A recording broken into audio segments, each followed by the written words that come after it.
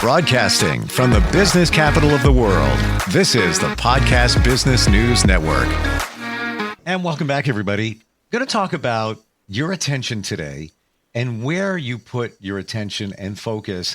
And most importantly, does that truly support you?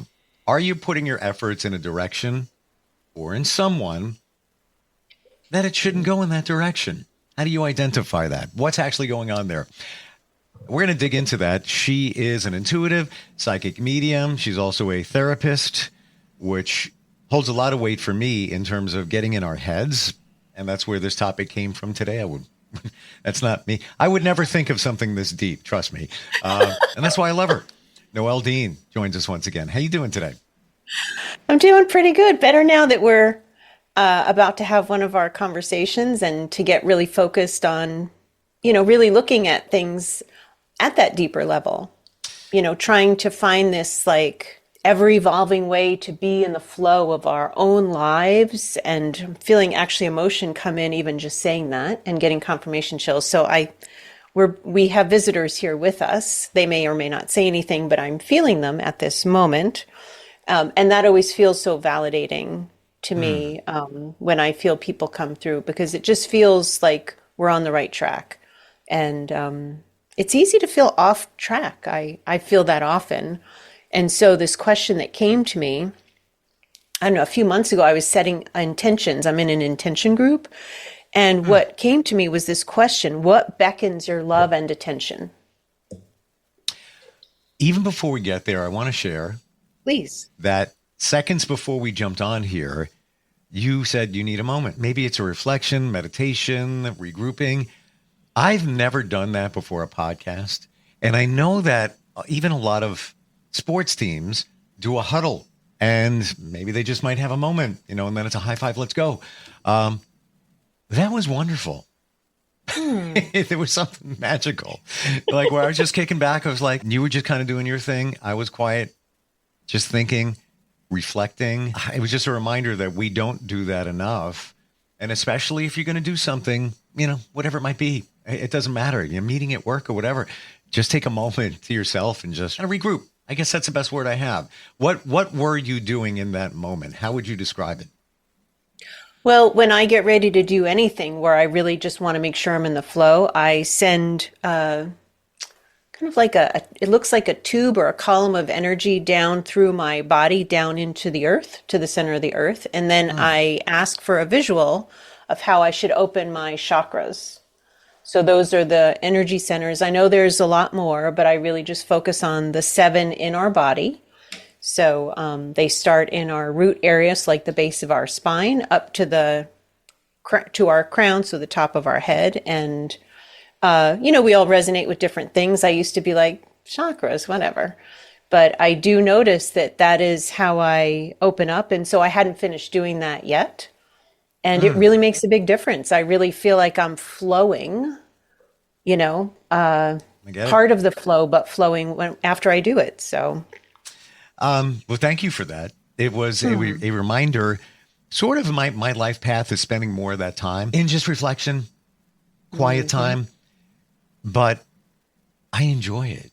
Like, even if it's just for 15 seconds, I don't even know if I'm officially meditating, but I can find myself just that's it. And but thank you for the visualization of the light coming down through you and activating or identifying chakras that need to be open.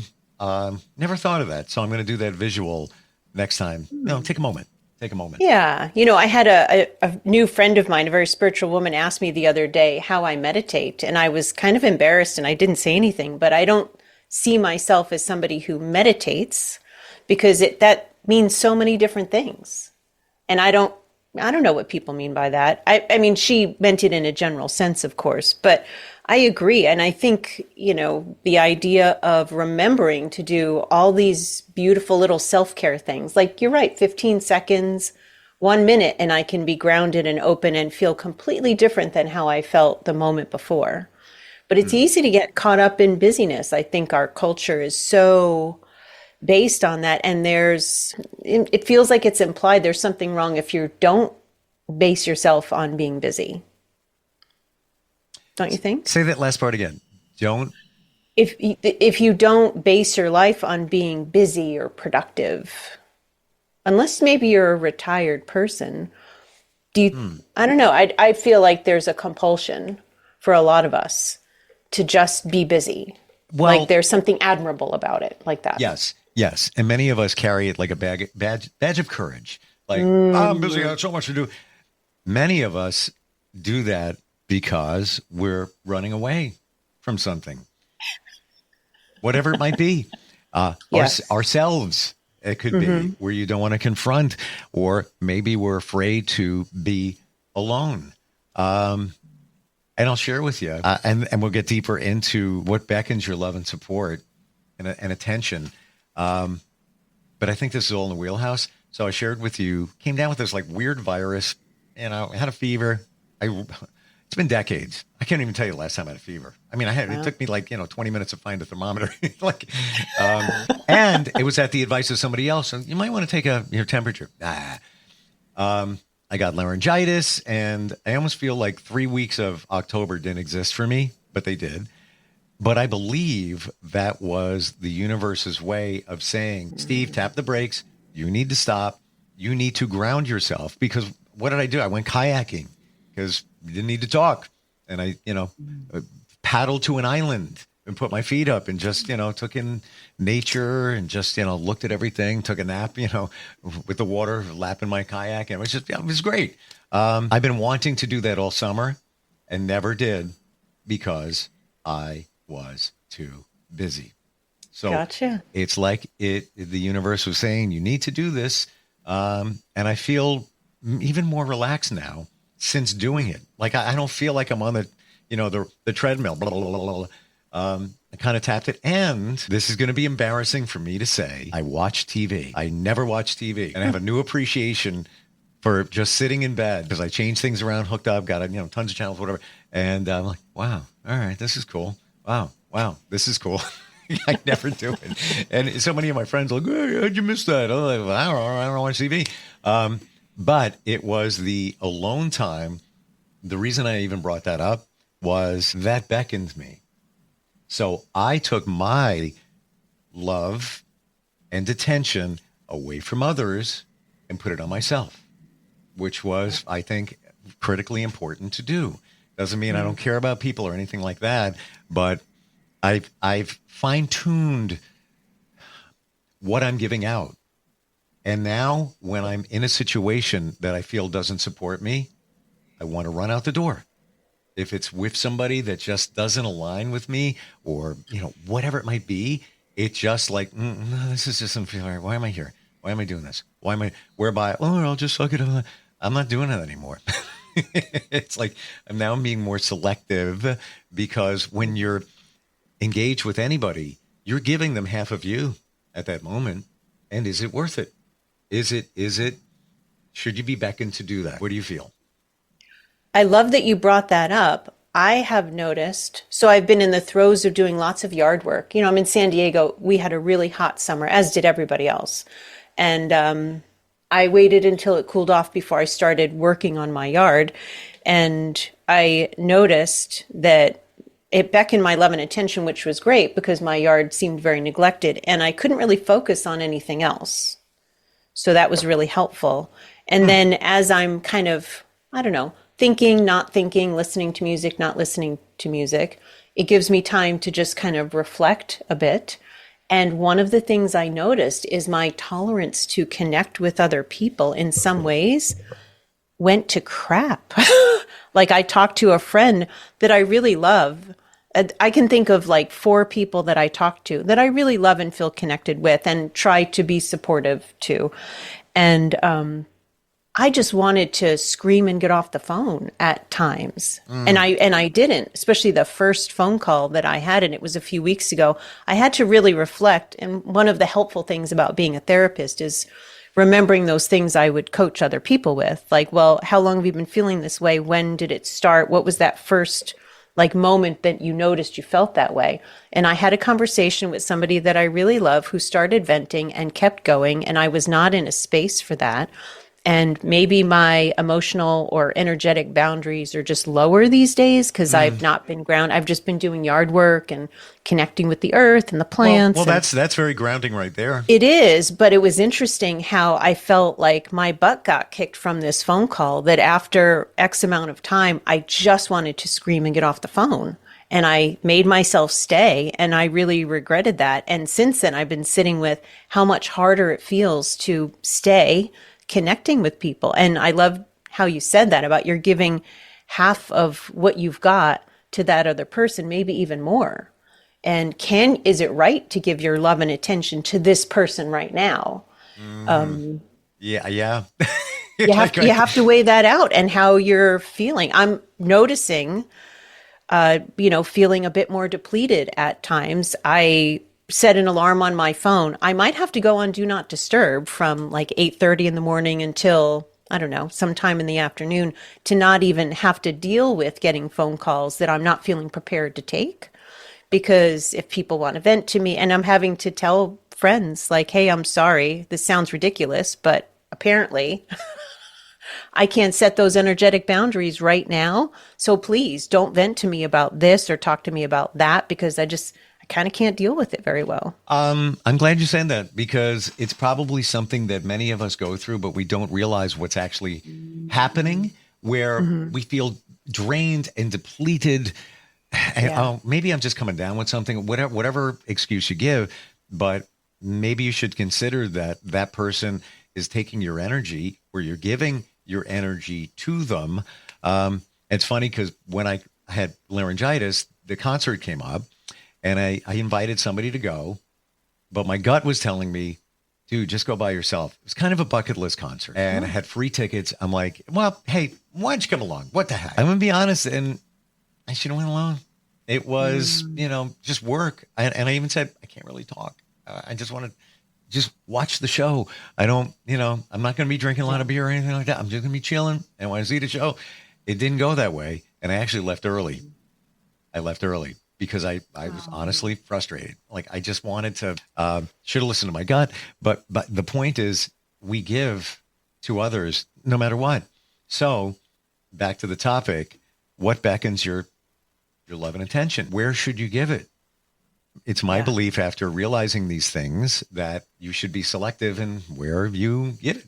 Because guess what? You only have so much. And after a while, there's nothing left in the tank. And maybe that's why you were feeling what you were feeling, where you needed to put up a energetic boundary, if you will. Yeah. Yeah. And we have seasons that we go through where we have maybe more to give, or maybe need more alone time. And trying to listen to that. And even if we're not listening, our body is going to be giving us messages or signals, like us getting sick. This might sound weird, but, I had vertigo a few months ago for the first time, and it kicked my butt for a couple of weeks, especially that first week. I just really couldn't do anything. And for some reason, I had vertigo on my mind like the last 2 weeks. And I kept thinking, please no. When I had vertigo, I was like, vertigo, go, go, go, please go away. I don't need you anymore. Thank you. But, and I just felt really aware of vertigo and trying to manifest not getting that, not needing that, and sitting with, well, what should I be doing?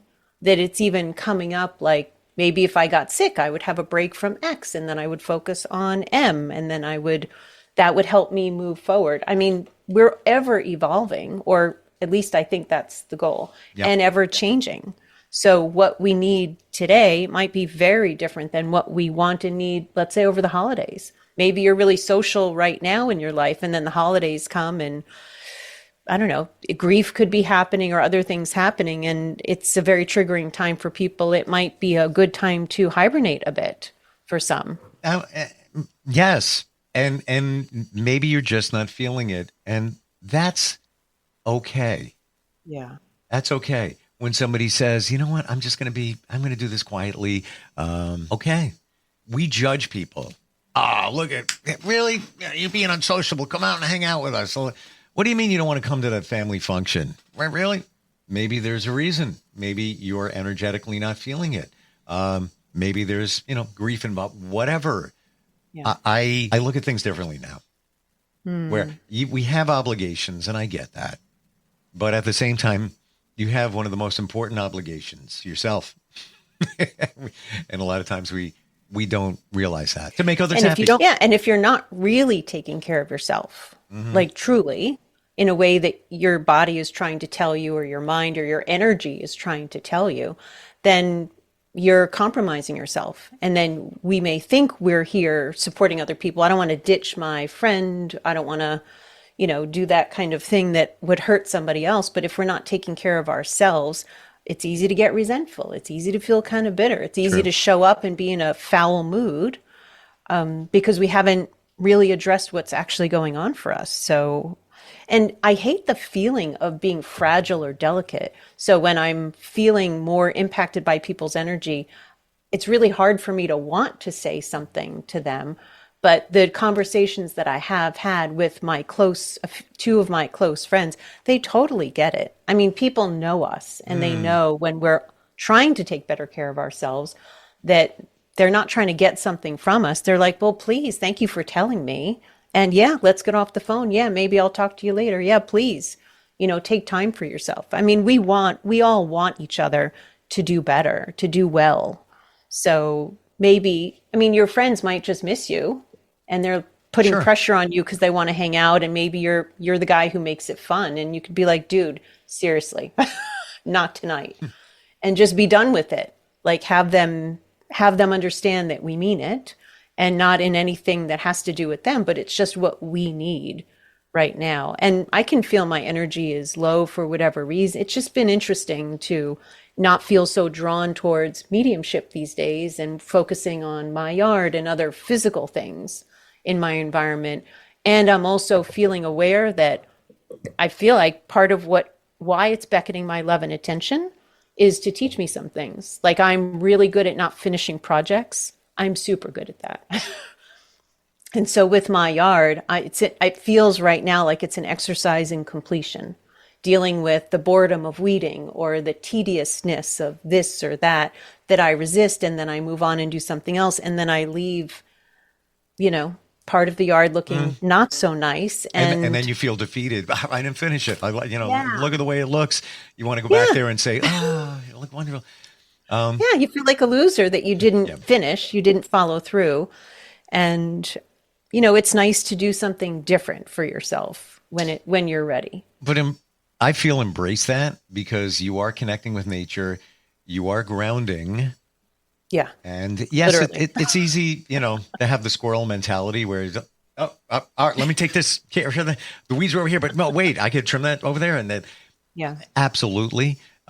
But I feel it's the universe's way of telling you now, you need to focus on it. It's going to be winter soon, so it's going to be cooler. You have the opportunity to do it. Hey, I'm thrilled. I had to take, a week and a half off as of last week.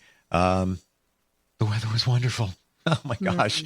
I will never forget it. It was, I was hanging out with a cool dude, me, and it was fun. And it was, it's great. I'm throwing that kayak on my crappy Jeep, and I'm going to go and, going to enjoy it. And there was one time my best friend was off at the same time as me. And we went down, we were going to kayak together. We get to the beach. The current was actually very rough. It wasn't windy by our places, but it was, and we got sandwiches. I'm like, you know what? There's a table, chair. We're going to sit here and just go to eat. Forget about kayaking. And it was great. We were just like staring at the sun like, yeah, this is good. This is good. What a day. What a day. You don't get a lot of those. You really don't when you think about it. Yeah. But so nice to be in that flow of energy and what feels right now. Well, all right. Well, we're at the beach. Maybe I was supposed to just come to the beach. Right? Maybe it's not about kayaking. Didn't sound conducive to kayaking. Yeah. And you had a wonderful time connecting with somebody you feel very connected to. Sure. Yeah. And we've never done that. I've known him since I was a kid. We've never really done that. And side note, we're at the deli picking up sandwiches. So I go to another concert, love music, the other night with my friend. And the bartender there is like, weren't you guys at that deli? I'm like, yeah. He goes, I was standing next to you.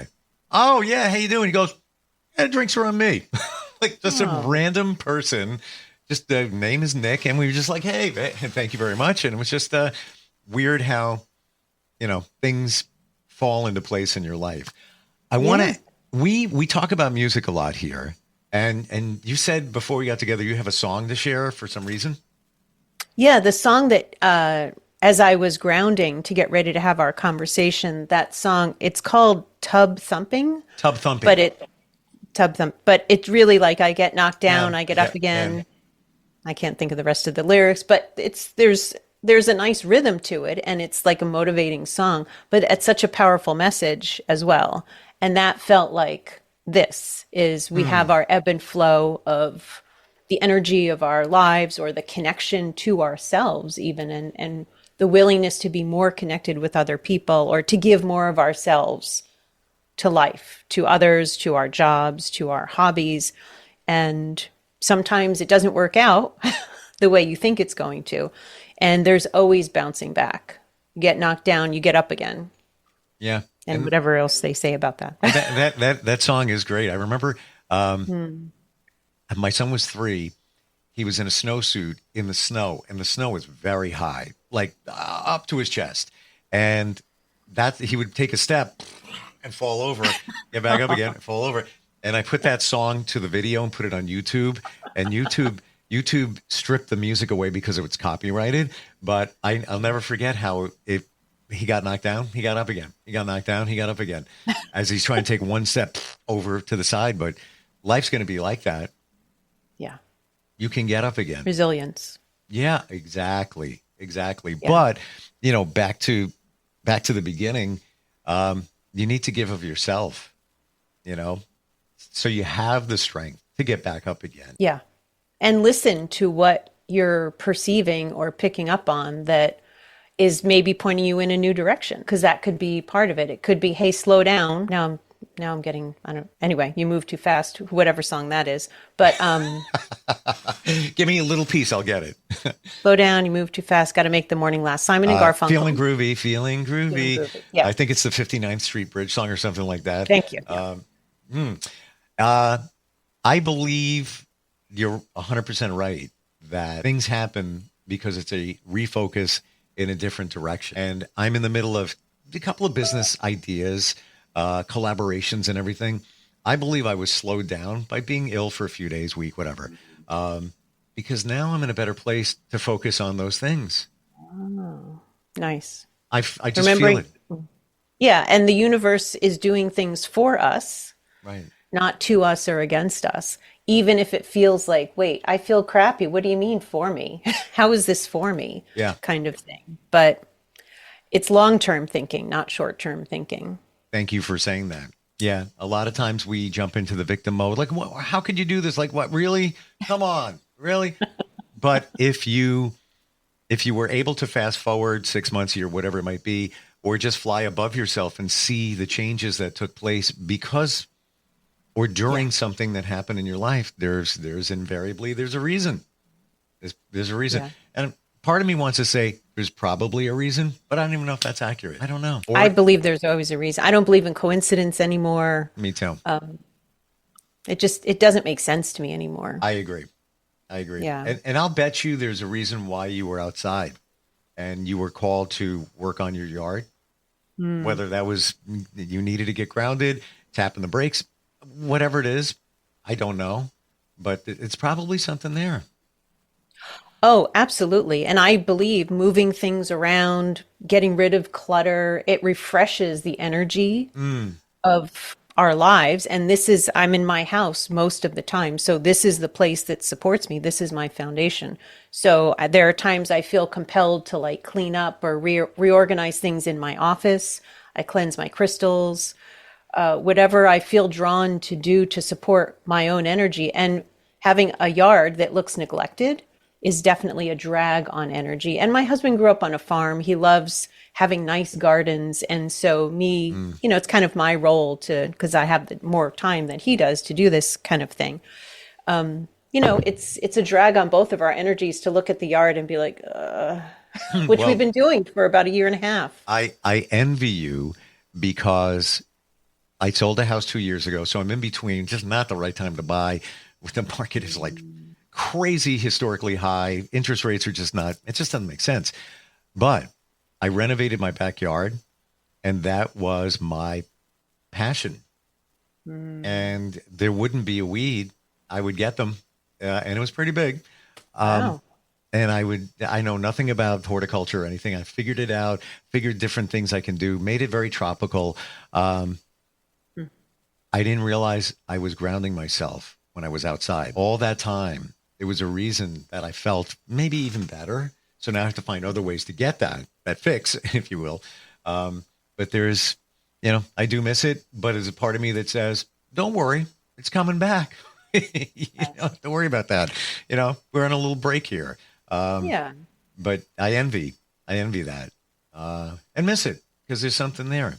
And I don't think a lot of us realize what the earth does for us in terms of grounding and making us feel better. Yeah, and supporting the plants that are around us that give us energy, and I want to say supporting the wildlife, but we have a lot of wildlife over here. Oh yeah, we have fruit trees, and so we get our fair share of rodents. I don't necessarily want to support their pooping. I don't mind sharing, but there's a line. You can eat here, but then take the rest out there. Please get it to go and find a nest somewhere else. So you need to use your telepathic animal communication skills and just send that signal to them. You're not welcome here. I have tried. I'm going to actually start telepathically putting out there. I'm going to get an owl box. So don't get comfortable. Yeah. Or go somewhere. Just go somewhere else. I tried that with the gophers. It didn't really help. But anyway, well, I have to keep working at it. All good. All good. This is just a piece of what you do. Aside from readings, intuition, we looked at things in a different way today, energetically, and what's going on within our lives. How does somebody find you, Noelle? My website is connectingwithnoelle.com. Noelle is spelled Noelle. You can reach out to me through email at connectingwithnoelle@gmail.com. And I would love to hear from you. I mean, the kind of stuff we talk about here, we talk about, kind of wrapping our brain around being more in the flow. But sometimes some of the stuff we talk about is the kind of things I would cover in like a channeled coaching or spiritual coaching session with somebody, helping them see what they're already doing from a spiritual perspective and how to do more of that kind of thing to help them be more in the flow, feel more fulfilled and satisfied in life. So I do a variety of things, and I also teach mediumship. So wonderful that you mentioned that your friends understand your energy, and sometimes you need a break and all of that. And I look at it this way: we don't have a lot of those people around us. If you're feeling something and you want to identify it, you can be that person for somebody else by them going to your website. Seriously, absolutely, yeah. I could talk to 90% of my friends about what we're talking about, and I'll get. If you're listening, you missed Steve's eyebrow go up and his eye contact. like, what are you talking about, man? Yeah. Who are you? And there's a few friends that get it, but there's a lot going on around us. Always great talking with you. Really is. Yeah, thanks. You too. And I so appreciate that sort of not wandering soul, but like the seeker that you are. The seeker in me appreciates that about you. Well, always trying to refine. Yeah. We're all a work in progress, and I've learned so much from you, even, just getting together and these viewpoints. And even today, what we're talking about is what I've been thinking about in terms of where that love and attention goes, and should it go there? And should it go there? Ultimately, a lot of us are afraid to give it to ourselves. We feel guilty. We feel like we have an ego, but that's where it starts. For the better of everyone. It really what it comes down to. If you don't fill up your own gas tank, you're running on empty. You can't support anybody else. Not really. So it is unselfish, but we are trained to believe of it as it's being selfish because you're focusing on you, but it's really genuinely isn't. I think it's a society thing. I think in other countries they're all good with it, but that's for another podcast. There you go. Thanks. We'll talk next time. Okay. Okay. Take care, everybody. We'll be right back. Bye, Steve.